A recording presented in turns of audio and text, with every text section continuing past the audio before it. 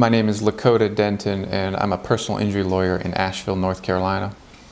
A lot of times I get calls from people who have just been involved in a car accident and they want to know, what should I do right away? What should I do immediately after the car accident?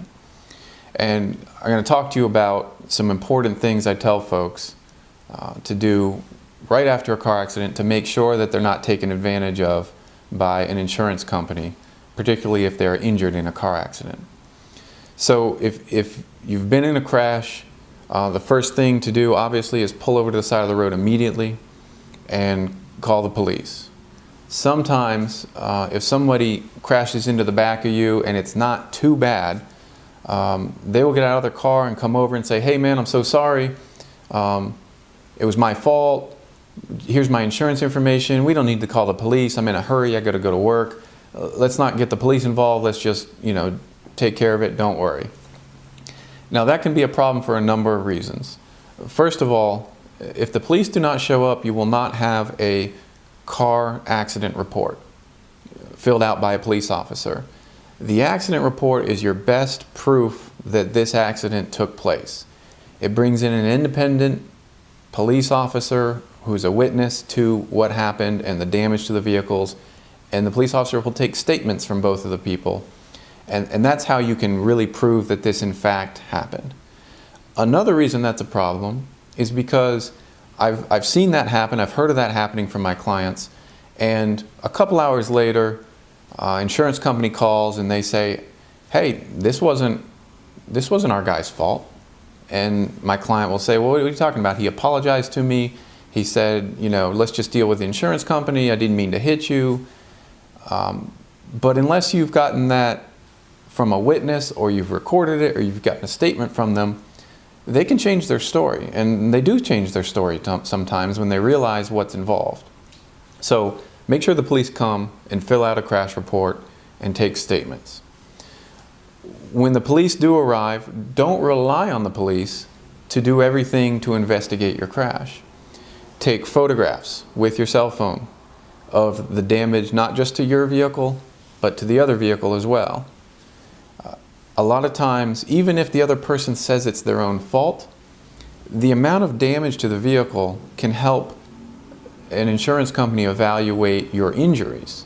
You could imagine that if you have a broken leg or something really serious from a car accident, if the insurance company looks and they see only a little bit of damage to your vehicle, they're going to say, "Well, how could you break your leg in such a small crash?"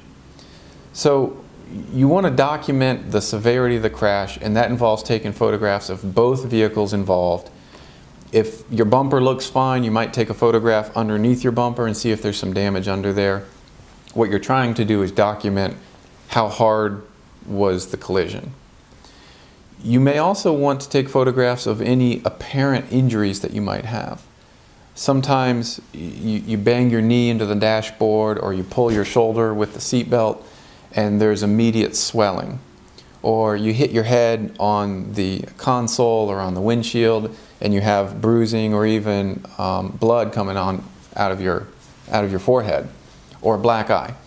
Take photographs of that, because further down the line, I've seen insurance companies say, "You weren't hurt because you went to the hospital and they said you looked fine, you didn't break any bones." Well, you need to use those photographs to be able to say, "No, I did have some injuries, here's a picture of the injury." Another thing you should do after you've pulled over the side of the road is find out if there are any eyewitnesses. So a lot of times other people will pull over and come and check on you and ask if you're okay. Get their name and phone number, because if they leave the scene and they think you're okay and they take off, you're never going to find them again. So get names and phone numbers of anyone that saw what happened and anyone that is checking on you to see if you're okay. The reason it's so important to do all these steps immediately after the crash is because you're going to be dealing with an insurance company for the person that crashed into you. And that insurance company will happily tell you that it was a minor crash and that you were not hurt. And I've seen clients who don't think they're hurt after the crash because they're still in shock, and then 2 days later they go to the hospital and they've torn their rotator cuff, or they've torn their meniscus, or they have a really bad concussion, and the insurance company says, hey, we don't even think that this crash happened, or we think you were fine in this crash because we don't see any photographs of the crash. We don't even know how bad the crash was. Investigate the crash. After you've done all those steps, immediately contact a personal injury lawyer. They will talk to you for free. I always talk to people for free. Don't wait a week. Don't wait 2 weeks.